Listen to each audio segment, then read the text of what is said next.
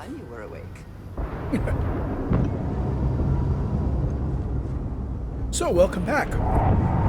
And you may notice that we are back in the Star Turkey. Yay! Whoops. We're also back on the shiny mouse pad, which is not good. The shiny mouse pad sometimes does things with my mouse that I don't like. It makes it spin around.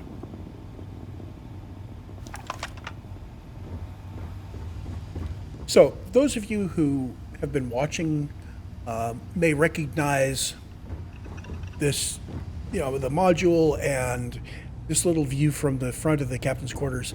This is my Star Turkey configuration, which has all of the modules on it. And what I want to do is show you what I did. I did some ship refitting. So this is actually the Razorleaf. So we just got the ship, and we're keeping the Razorleaf registration numbers. And that's it. Because I have 4 points of Starship design, I can now actually fit the engines that I like. The alternative was to get the Star Eagle, which has the engines I like, but they're spaceship design 4. I can get the engines I like on the ship that has the neat roleplay stuff.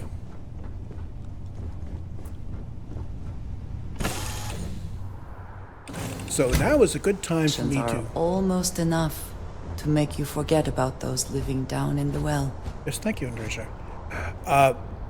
Now is a good time to go over the build really quick. Hey, got anything you need to offload? Sure, have at it. Here is the modified Razorleaf. It is a 2-level ship. I'm going to pull top level off. Actually, let's select the reactor first because it's... the grav drive, because I often will click through the grav drive to select the thing below it. So top deck includes the shield, which is above the top deck. It also includes the fuel tanks and the other 2 engines, because those don't actually connect on through to the lower deck. We want this to be a single piece that lifts out.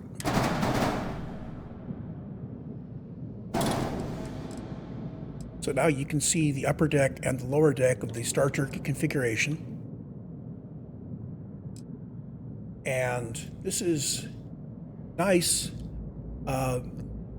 in my eyes. I prefer this because, first of all, there are no internal ladders you have to climb. No holes in the floor you have to fall through. This isn't hugely bad. I mean, you can jetpack up and jump down with no problem. But if you start allowing ladders, you start going more than 3 decks, and then it's like, well, I've got 4 decks, and I've got ladders going all the way to top and bottom. How do I stop on one in the middle? It gets ugly. I prefer not to have ladders at all, with a couple of exceptions. And in this case, I have no internal ladders I have to climb.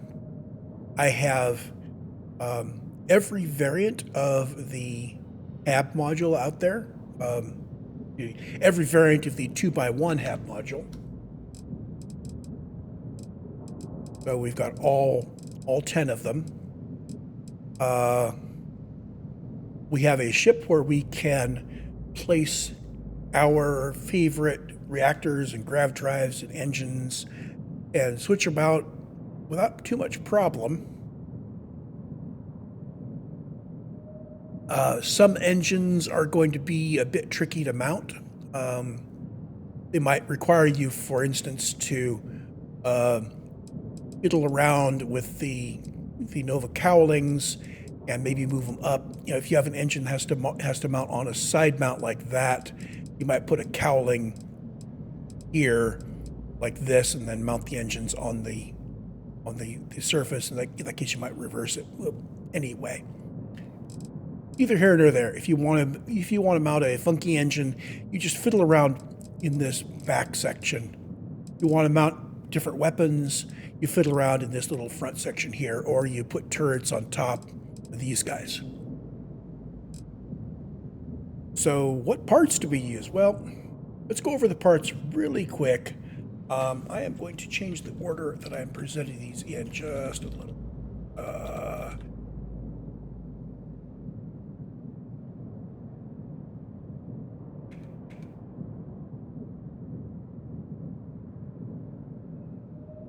There we go. And now I can turn on the editor.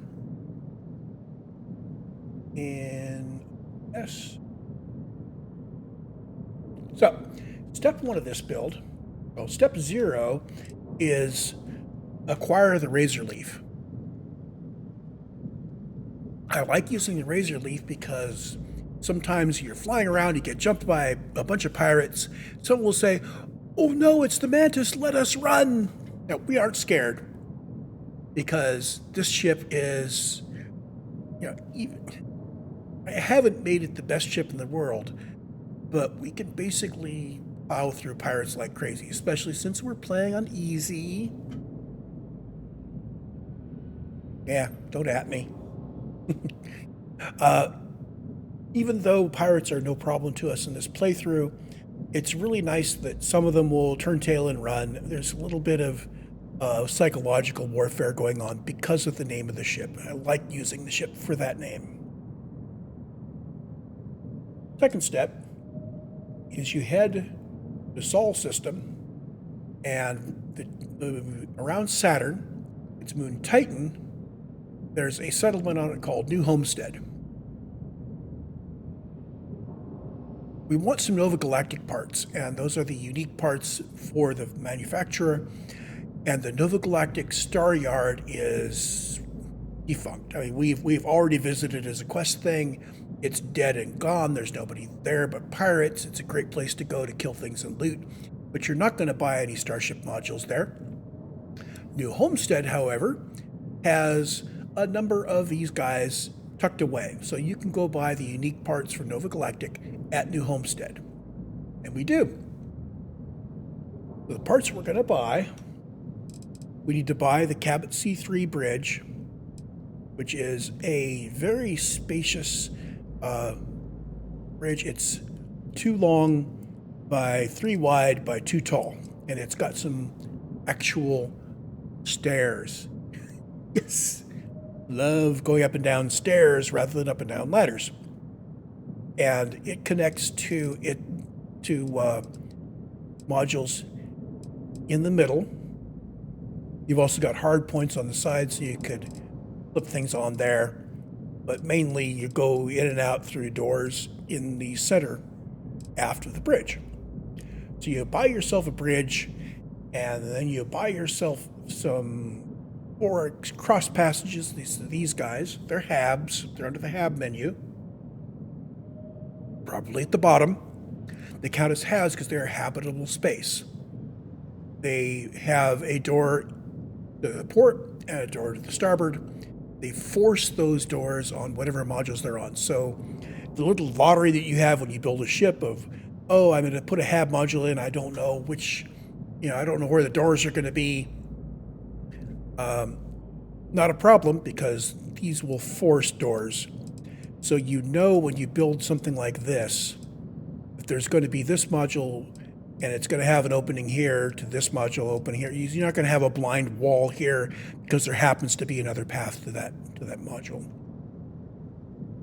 So you pick up the bridge, you pick up 4 of these passages, and you pick up 4 landing gear. And you can strip the old structural elements and the old bridge and the old landing gear off of the Razorleaf and just kind of toss everything together however you can and still be able to get out of the Starship editor. You actually have to have a mobile starship. Even if the mobility is 1 and the top speed is 1, you actually have to have something that will fly. Hop back into the frontier and head on to the next shopping thing, and somebody will manage to get the Razorleaf to you. Or you can just fly the Razorleaf if you've left yourself actually flyable. And that first shopping set, where you're buying a new bridge, new landing gear, new passages, doesn't take much fiddling around to put together something that you can continue flying. The next stop is Hopetown on Polvo, in orbit around Velo. So you head to the Velo system, planet Polvo, and you land at Hopetown. And there, we get a couple of things. The crowning jewels from there are these 4 SA-4330 engines. You do need Starship Design 4. If you don't have Starship Design 4, you either are going to have to substitute your favorite engines or start this build with the Star Eagle that you get from the 3-Star Ranger quest line, like I've done before, because it comes with these 4 engines and a decent reactor. If you have low Starship Design, the reactor and the engines from the Star Eagle are probably the best you have available to you at that point. In this case, I have opened up Starship Design rank 4. I think on this playthrough, I think I actually had to do that. Yeah, I think I remember I was at Starship Design 3 at the end of the last video. Yeah, now I'm remembering. I had a hull that I could practice on. I basically just tossed cheap structural parts on it. So I'd done enough different cheap structural parts that I could put a point in Starship Design. And then I went to my outpost and I did a whole bunch of crafting until I had a couple of points that I could put in things. And I spent those points so I could build better ship.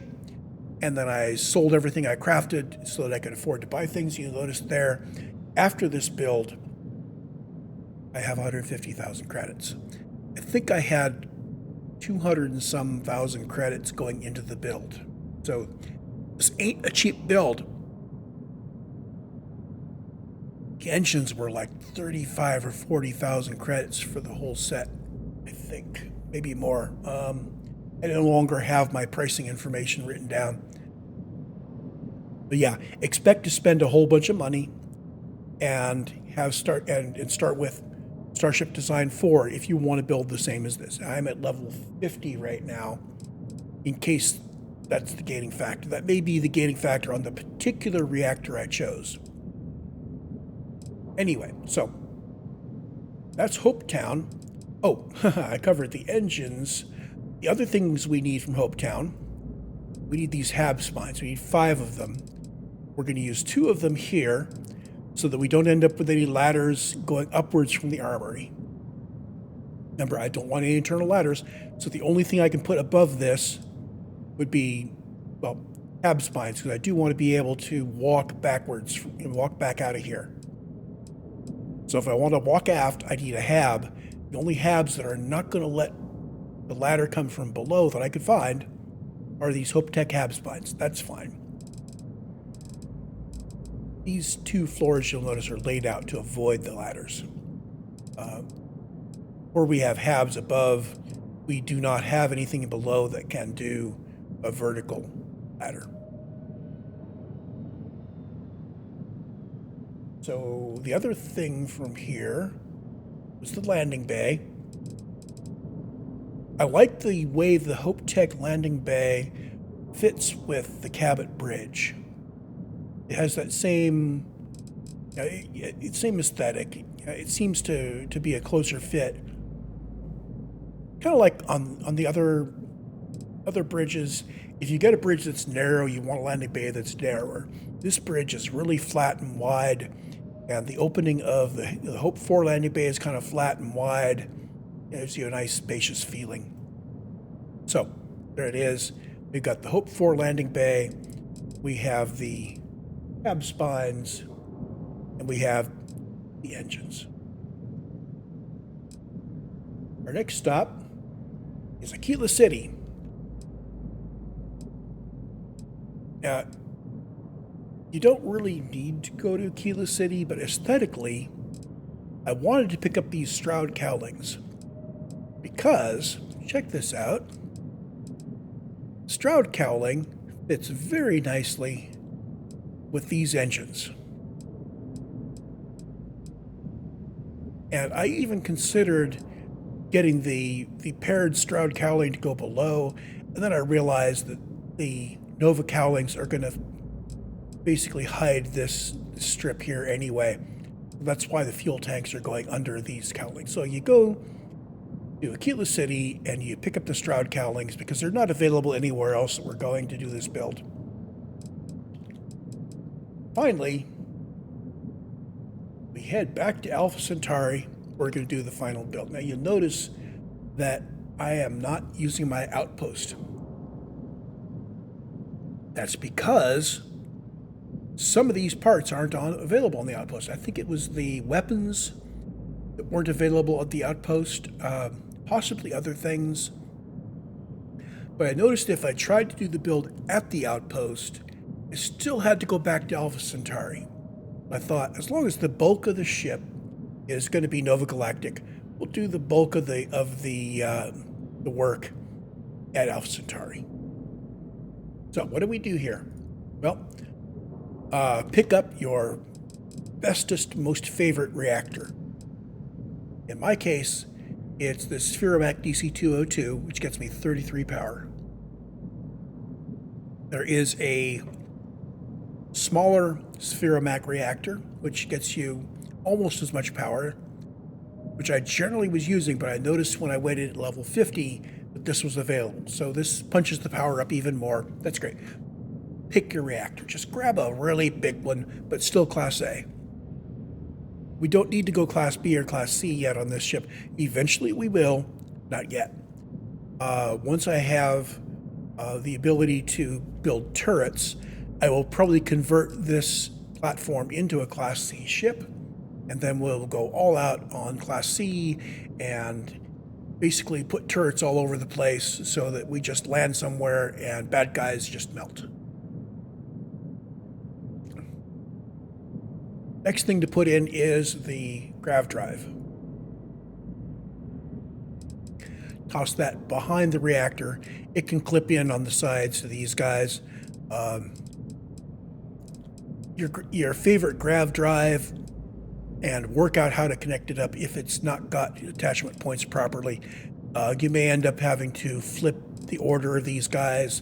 You might want to, well, if you're going Class B or Class C, which I'm not going to yet, we do have these mount points inside here, so you can go with the Class B and Class C ones that are two levels high. I happen to like the R4000 Alpha Grav Drive, and it's R1000, R2000, R3000. The important thing is that your grav drive needs to be beefy enough so that you have a jump range of at least 28 light years. And if you pick the beefiest grav drive you can find, you can then start adding cargo to the ship until it brings it down to 28 light years and you have enough cargo. That's what I did here. Shielding. I like the Marduk shields. I like the look. Their shield max health is good. Max power is kind of high, but right now we're running with more reactor than we need. And also, I'm playing this on easy, so meh. Salted to taste on the shield there. Pick the shield you like the best. Some of them have interesting looks to them. So, yeah. Cargo hold. I should have listed cargo holds last, because the cargo holds are what you do to basically increase your cargo capacity, and you tune which cargo holds you're using so that your jump range is still at least 28 light years, your mobility is still at least 100, and your top speed is still good. If you try to go with cargo holds that are too big, you can reduce jump range, which means there are some systems you can't get to, and you reduce mobility, which means dogfights get a little more challenging. Once we go Class C and we've got our turrets, the mobility will be much less important. Anyway, I like the 102 cargo holds. You can fill those in here.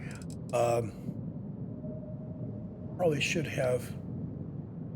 Yeah, I don't have the tanks quite yet. Well, hell, let's cover the tanks. Fuel tanks. I happen to like the look of these Ulysses HE3 tanks. Pick your favorite tanks. Make sure you have enough fuel to get where you're going.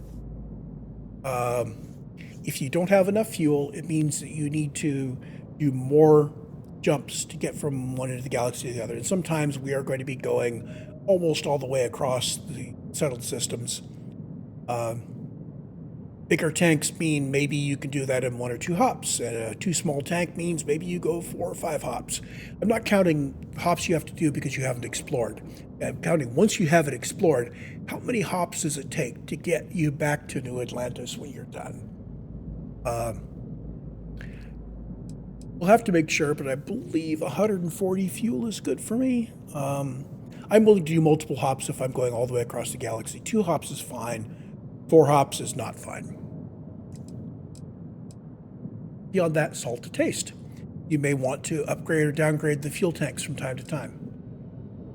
Docker. Your docker has to be on an outside edge, which means if you want to put the docker coming in from the bottom, you need a docker that faces down. I happen to like the 110 DP. If you choose another docker, make sure that it extends far enough.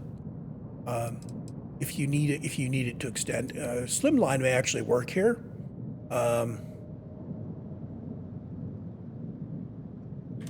Let's check.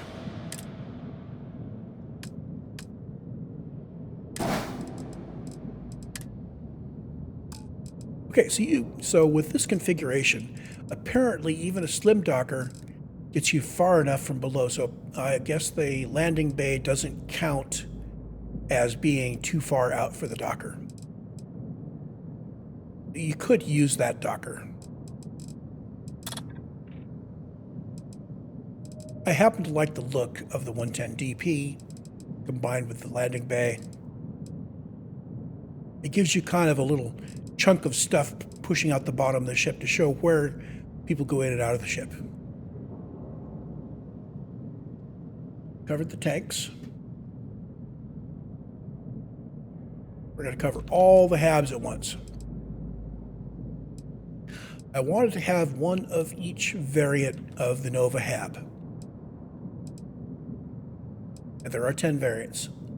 So I brought them all out. I thought, what would rationally go where? And I thought, well, first thing is, right there, I want the armory.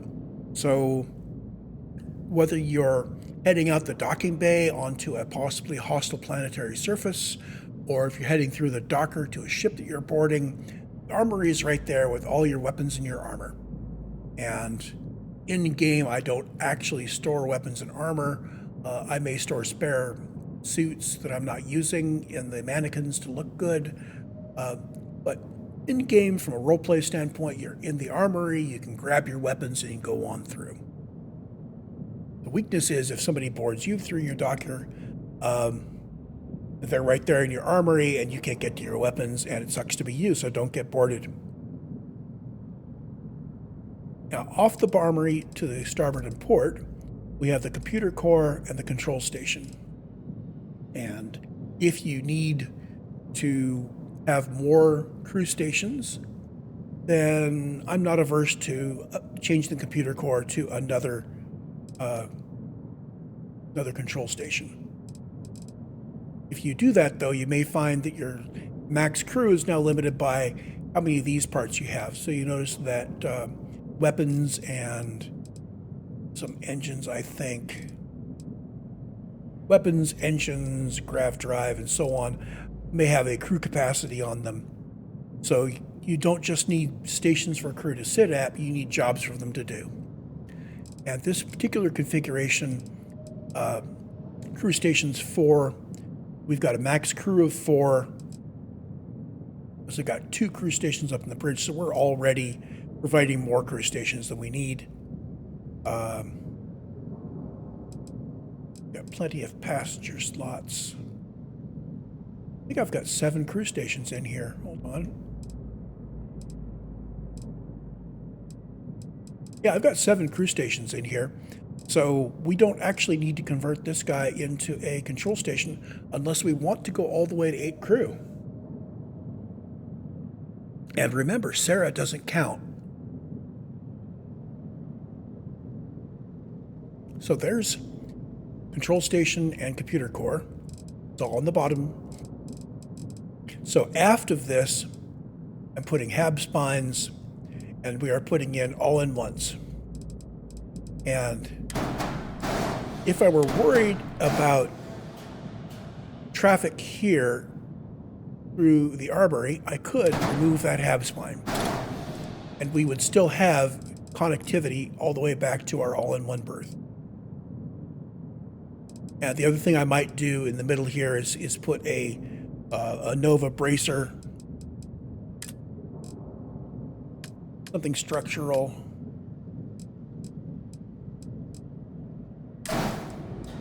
Which would give us mount points for cargo and so on. And this would mean that the crew wouldn't be coming forward from the crew quarters. In fact, I kind of like that now that I think of it. I am going to reduce the cost of this by 1 hab spine. These are heavy mofos. So I just got rid of a hab spine with mass 14, replaced it with a mass 3. So I've improved our mass by 11. But you notice I don't have enough mass available to add another cargo hold. But yeah, I kind of like that. That means that if you want to go back into the crew areas, you don't go back through the armory, so the docker doesn't lead you right into crew stations. Hold on. That means crew coming in from shore leave has to go around. Let's leave it like it was. Okay. So crew coming in the docking bay can go back to their quarters. Yeah, okay. This does lead me to wonder if I'm thinking wrong about sensibility and so on. It's all role-playing stuff. Nothing in-game matters.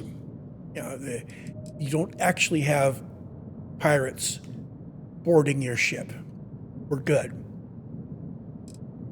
And I do like the idea of being able to come into the docking bay, land here, just walk right back to the all-in-ones, which is what we have back here.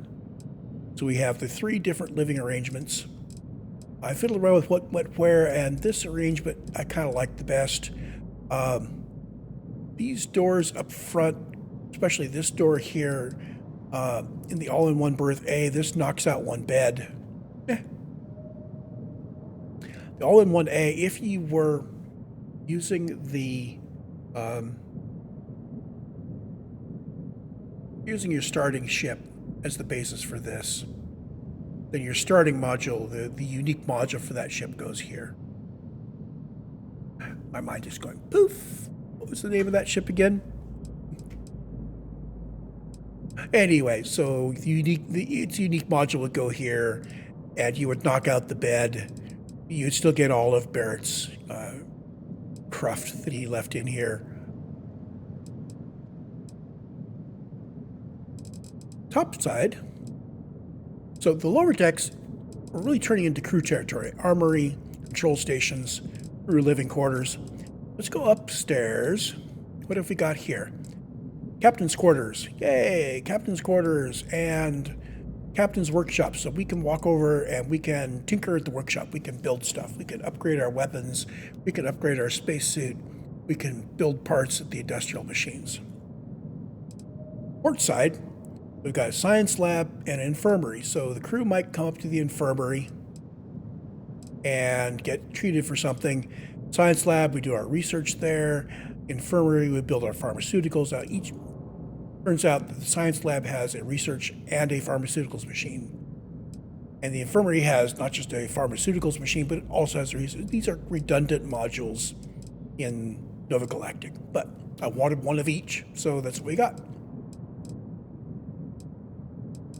That covers all the habs. Nova cowlings are these guys. It gives us kind of a rounded look. It also gives us a lot of hard points for our weapons, top and bottom. So it has boom, there and there. It has inward facing hard points, which in this case are going to face into the engines and fuel tanks. In this case, we may or may not be able to put something on this inward hard point here. But it gives us a rounded look, it gives us hard points for weapons, and we're good. And finally, the weapons. Eventually, this will become the platform for turrets. Put that back together real quick. I can hang turrets off of the sides, off of the tops, off of the bottom. When we go Class C, we've got space in here. Plenty of space for Class B and Class C engines and reactors and such. For now, we just have our favorite weapons. And you mount your favorite weapons as you like. You may want to mount some hard points. If you want more than just the 4 guns, let's say you're one of these people that actually uses lasers on the shields and then shifts to ballistic weapons for taking down the hull and has electromagnetic weapons for capturing. You may want to put it on hard points and so on. In my case, I use the particle beam weapons exclusively. The 3300s are great. I've used those a lot. In this playthrough, I am a high enough level that the 3310s became available. This increases the amount of damage. So the important things I'm looking for, first off, I want a weapon that damages the hull and the shield. I need to do significant damage to either one, so I don't have to switch weapons in the middle of the fight, or when going from target to target, because this target had shields, this target didn't. So there we go. Hull and shield, decent damage, and here's the kicker. Get one that has a range of 3,500. This means that there are a lot of opponents you will face in the game where you will be able to kill them before they can get within range to shoot you with their weapons. And weapons with range 3,000 feel like they don't quite do that for me. If you combine that with having a nice high mobility and top speed, that means you can boost away from the ships and then spin it around on thrusters. So you hold down the thruster key, and you thrust to the side as you're spinning around, and then you thrust in reverse to use your thrusters to back away from them. You've retained your momentum from your boost. Speed comes down to essentially you're backing up as fast as you can normally move forwards. So for me, that's 195 meters per second. I can back away, and you can slow that down. You can feather your thrusters a little bit and let it slow you down so you can match their speed. So they're coming towards you. They're at 3,400 meters away. They need to get closer to shoot you. You're backing up. They're not getting any closer, and you are just peeling them apart like a tomato. It's a really nice feeling. So yeah, range 3,500, decent damage to both hull and shield, equal damage to hull and shield. That's the way I go. You have your own style. So that's the ship refit plan that I came up with eventually. Oops. And at some point I allowed my editor to reformat my list.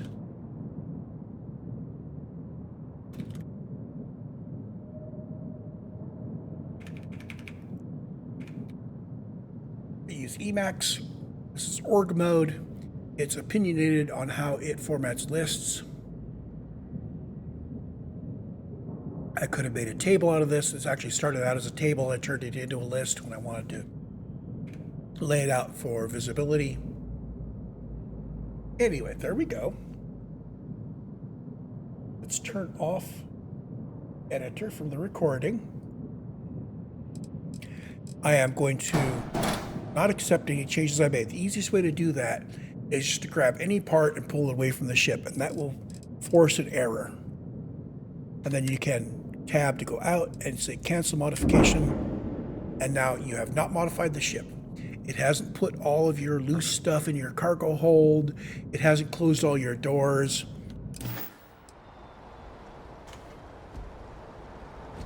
There we go.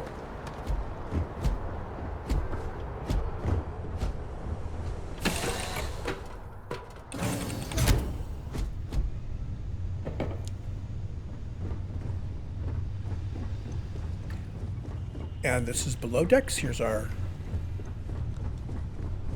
crew stations and our crew quarters. This is the living quarters, the Nova Galactic living quarters module. So we've got the ultra important piece of kit, the espresso machine, some place to sleep, nice places to sit and chat, dining table, AOA, which is basically the Frontier module without the cruft. So the Frontier has the unique module that is just this AIO with some extra junk scattered around that Barrett leaves. And there would normally be a bed here, but I put the door there. The other thing you can do is you can move the horizontal connections to the rear. It wipes out the bathroom here.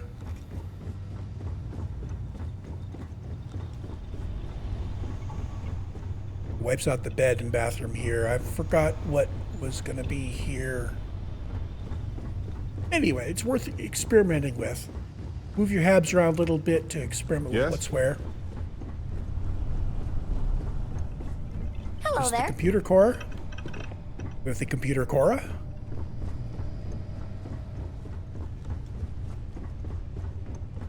Just check in upstairs. So port side 4 is our science lab. Aft we've got our infirmary.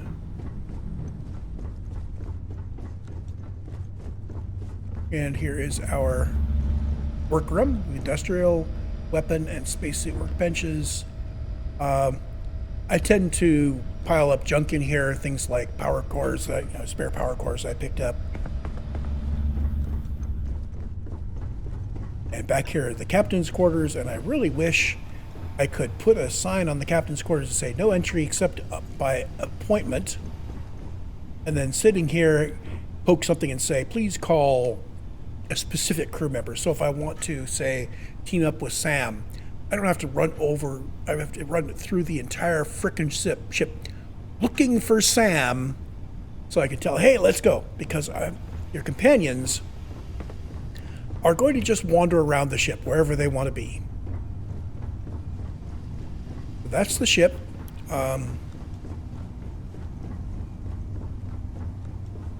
One last thing. I did mention a little flip maneuver.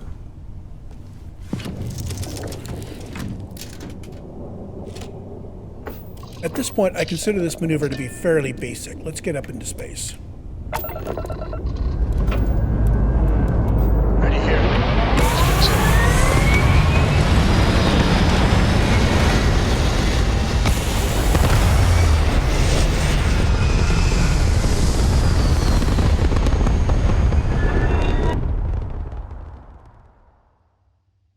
Achieving orbit now.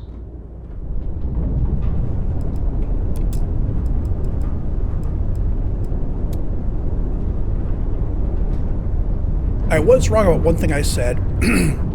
With the engine, shield, and grav drive I spec'd out, and the reactor, I actually have one more pip that I could spend before I can't fill in all of the pips. Sorry, not one more pip I could spend. I have one more pip that I can't fill up with this reactor. But the important things are to have your shield full, your engines full, and your weapons full. And we have a grav drive that is way over-spec'd for us. Turns out you only need 1 point. The more power you have in the grav drive, the faster it spins up. But if you don't care how fast the grav drive spins up, you can go with just 1 point in it, or none.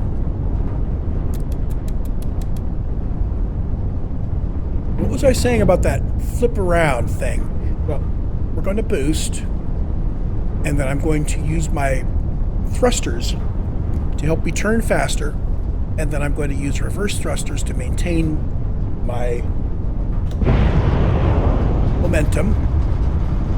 So we get all the way up to the top, but just as you hit the top,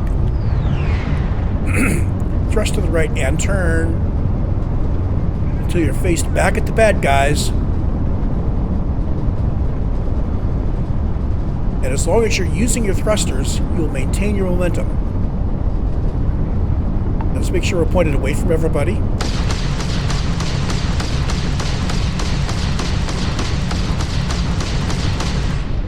Notice I was able to continually fire. Now if I let up on the thrusters just momentarily, you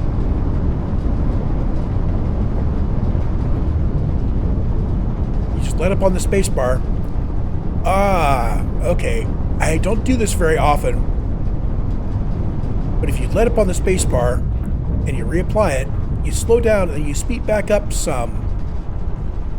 I'm not sure you get all the way back up. Okay, you do. Okay, there you go. You do come up a little slower, so you lose a little bit of momentum.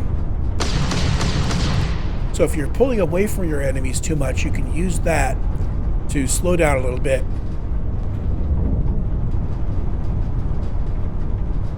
Now that was interesting. I let up on the spacebar and put it back down. Now I'm back up to 193. Mess around with it a little bit. Work out how it works with your engines and your thrusters.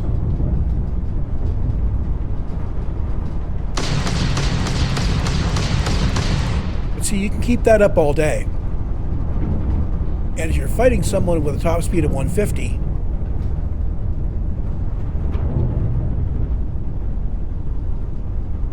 yeah, okay, if you turn significantly, it does reduce speed. So that's your way to reduce how fast you're backing away from them, is you just turn. And if you let up on the space bar and bring your throttle back up, it will start accelerating right straight toward them. Which you will need to do to go loot the things you just killed.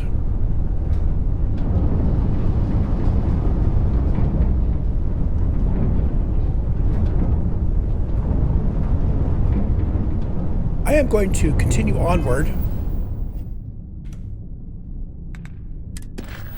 Our next quest, we have a large number of activities we can go do. And we have our Into the Unknown that we're still working on. And we have Deputized. I think we need to finish off Into the Unknown. So I am going to dock ourselves at the eye.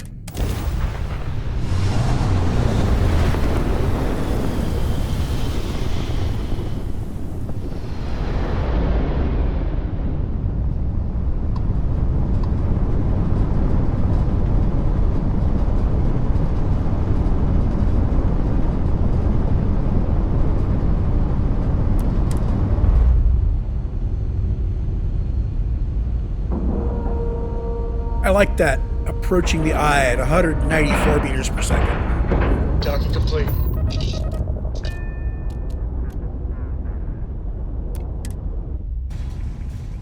Now that we are here, what will be our next course of action? Now, I was actually going to pull a save before I walked through that wall. We're going to head back to the ship, and I'm going to hit the rack again to get my experience buff going. And then we're going to continue on with this quest.